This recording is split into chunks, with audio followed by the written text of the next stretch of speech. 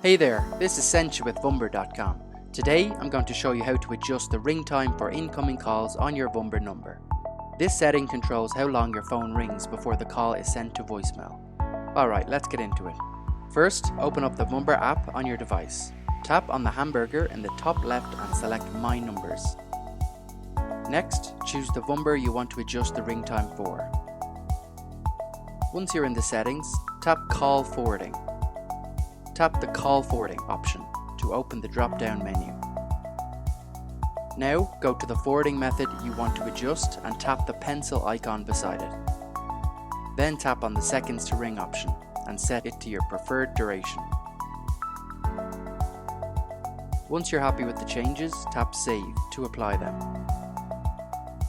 And that's it, your new ring time setting will take effect immediately. If you have any questions or need help, just reach out to us at support@vumber.com. Thanks for watching. Bye for now.